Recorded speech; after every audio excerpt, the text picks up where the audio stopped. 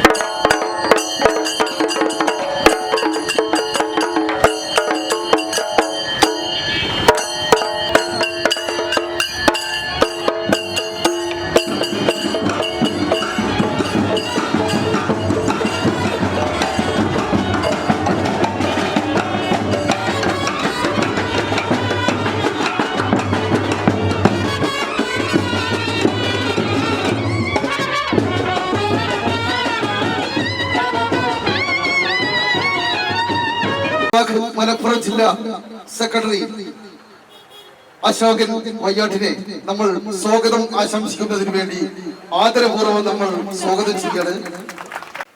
Stage കലാകാരന്മാരുടെ സമര സംഘടനയായ stage artist and workers association of Kerala സവാക്കിന്റെ നേതൃത്വത്തിൽ ഒരു സിവിൽ സ്റ്റേഷൻ മാർച്ചിൽ അതേപോലെ ധർണയിൽ പങ്കെടുക്കാനെത്തിയ പ്രിയപ്പെട്ട കലാകാരന്മാരെ, കലാ സാംസ്കാരിക രംഗത്തെ ഗുരുകാരണന്മാരെ, സുഹൃത്തുക്കളെ, നാട്ടുകാരെ, നമസ്കാരം.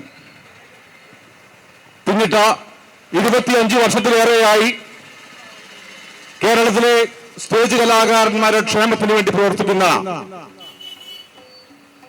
സംഘടനയാണ് stage artist and workers association of Kerala. സഭാക്കിന്റെ പ്രവർത്തനത്തിന്റെ ഭാഗമായിക്കൊണ്ട് നൂറുകണക്കിന് കലാകാരന്മാർക്ക് ക്ഷേമനിധി അംഗത്വം ലഭിക്കുകയും സർക്കാർ കാര്യമായ ഇടപെടലുകൾ നടത്തണമെന്നാണ് സഭാക്കിന് ആവശ്യപ്പെടാനുള്ളത്. അതേപോലെ തന്നെ സാംസ്കാരിക പ്രവർത്തക ക്ഷേമനിധി ബോർഡിൽ അംഗത്വം ലഭിക്കുന്നതിന് 60 കഴിഞ്ഞ കലാകാരന്മാർക്ക് അവരുടെ അപേക്ഷ സ്വീകരിക്കാത്ത ഒരു സംവിധാനമാണ് ഇപ്പോൾ ഉള്ളത്. നിങ്ങൾ അറിയണം, 60 വയസ്സ് കഴിഞ്ഞ ആയിരക്കണക്കിന് കലാകാരന്മാരാണ് ഇനിയും ക്ഷേമനിധി ബോർഡിൽ അപേക്ഷ സമർപ്പിക്കാനുള്ളത്. അവർക്ക് ഒരവസരം കൂടി നൽകണമെന്നാണ് സഭാക്ക് ആവശ്യപ്പെടുന്നത്. Stage artist and workers association of Kerala എന്നുള്ള കേരളത്തിലുടനീളം പ്രവർത്തിക്കുന്ന കലാകാരന്മാരുടെ ഒരു കൂട്ടായ്മയാണ് സവാക്ക്. സവാക്കിൻ്റെ നേതൃത്വത്തിൽ എല്ലാ ജില്ലകളിലും കലക്ട്രേറ്റും സിവിൽ സ്റ്റേഷനിലുമൊക്കെ ഇതുപോലെ മാർച്ചും ധർണയും നടത്തിക്കൊണ്ടിരിക്കുന്നുണ്ട്. പക്ഷേ മറ്റുള്ള പ്രതിഷേധമാതിരി, ഇപ്പോൾ സെക്രട്ടറി പറഞ്ഞ മാതിരി മറ്റുള്ള പ്രതിഷേധമായിട്ടുള്ള ഒരു പ്രതിഷേധ പ്രകടനമല്ല നമ്മളത്. തികച്ചും സൗഹാർദ്ദപരമായി ഗാനമേളകൾ അവതരിപ്പിച്ചുകൊണ്ടാണ് നമ്മുടെ പ്രതിഷേധം ഇവിടെ ഗവൺമെൻറ് മുന്നിൽ വെക്കുന്നത്. വിവിധ ആവശ്യങ്ങൾ ഉന്നയിച്ചുകൊണ്ടാണ് നമ്മുടെ ഈ പ്രതിഷേധം. കുറച്ച് ആവശ്യങ്ങൾ ഉന്നയിച്ചുകൊണ്ട് കേരളത്തിലെ കലാകാരന്മാർ നടത്തുന്ന സമരമാണ് മലപ്പുറം ജില്ലയുടെ ഈ തിരൂരിലും ഇപ്പോൾ അരങ്ങേറുന്നത്. സമരത്തിന് ആധാരമായി ഞങ്ങൾ ഉന്നയിക്കുന്ന വിഷയങ്ങളൊക്കെ തന്നെ വളരെ നേരത്തെ നിങ്ങൾ പത്രമാധ്യമങ്ങളിലൂടെയും മറ്റ് പ്രചരണങ്ങളിലൂടെയൊക്കെ അറിഞ്ഞിട്ടുണ്ടാകുമെന്ന് വിശ്വസിക്കുന്നു.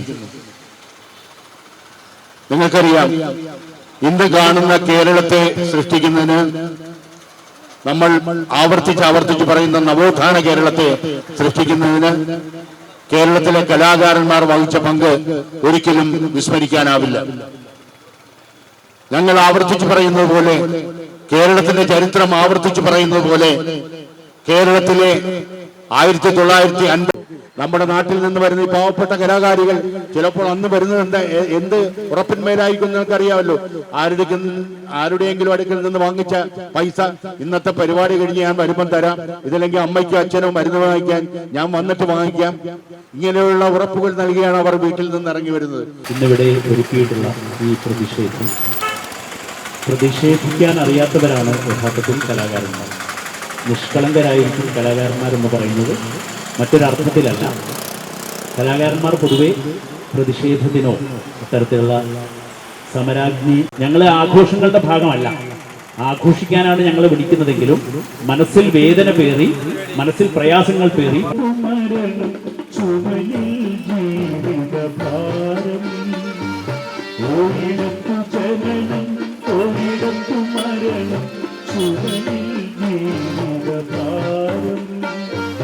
വഴിയറിയാതെ മുടമ്പി നടക്കും വലിയുടെ വലിമൃഗങ്ങൾ, വിധിയുടെ വലിമൃഗങ്ങൾ. 37ഓളം കലാവിഭാഗത്തിൽപ്പെട്ട കലാകാരന്മാരുടെ സമര സംഘടനയാണ്.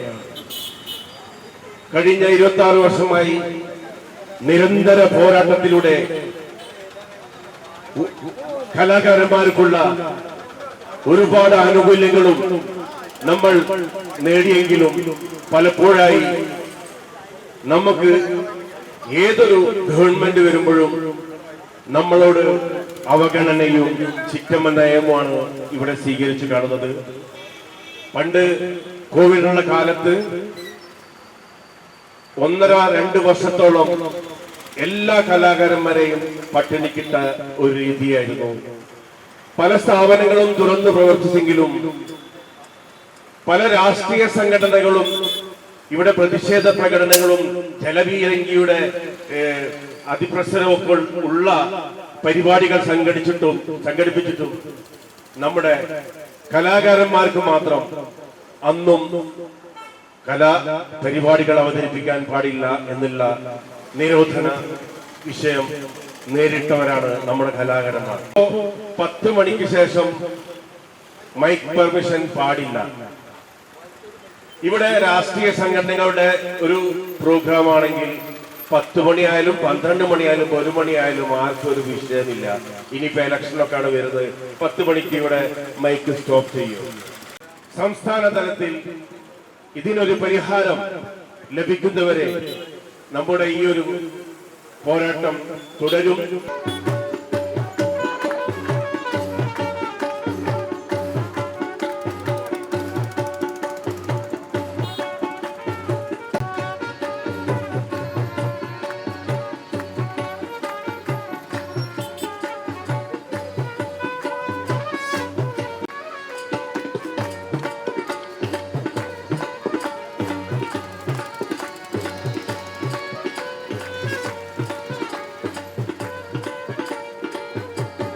സ്കൂളിലൊക്കെ ജീവിതകാലത്ത് നാടകത്തിലും മറ്റൊക്കെ അഭിനയിച്ചിട്ടുണ്ടെങ്കിലും ഒരു പാട്ടുകാരനാണെന്നുള്ള മോഹം ഞാൻ പലപ്പോഴും സുരത് ബാബുവിനോട് പറഞ്ഞിട്ടുണ്ട്. ആളുകളുടെ വലിയ ഇതുകൊണ്ട് മാത്രമാവും ചിലപ്പോൾ ഞാൻ പാട്ടുകാരൻ അല്ലാതായി തീർന്നത്, അവരും കൊടുക്കിയിരുന്നത്. എന്തായാലും ഇവിടെ നടന്ന ഈ സമരം ഒരുപക്ഷെ എൻ്റെ പൊതുജീവിതത്തിലെ വലിയൊരു അനുഭവമാണ്, ഒരിക്കലും മറക്കാത്തൊരു അനുഭവമാണ്. കേരളത്തിലെ 14 ജില്ലകളിലും വളരെ ന്യായമായ ഒരു ആവശ്യം ഉന്നയിച്ചുകൊണ്ടാണ് ഈ സമരം നടത്തുന്നത്. അതാണ് ഇതിൻ്റെ കേരളത്തിൻ്റെ നമ്മുടെ സർക്കാരിനോട് ഏറ്റവും സാമ്പത്തികമായ ആവശ്യങ്ങളൊന്നും ഉന്നയിച്ചില്ല, മറിച്ച് ഞങ്ങൾക്ക് ജീവിക്കണം, അതിനുള്ള അവസരങ്ങൾ നിങ്ങൾ ഉണ്ടാക്കിത്തരണം, അതിന് കുറച്ച് സമയം നിങ്ങൾ അനുവദിച്ചു തരണം. ഇത് മാത്രമാണ് ഉന്നയിക്കുന്നത്. Jan media news Tirur.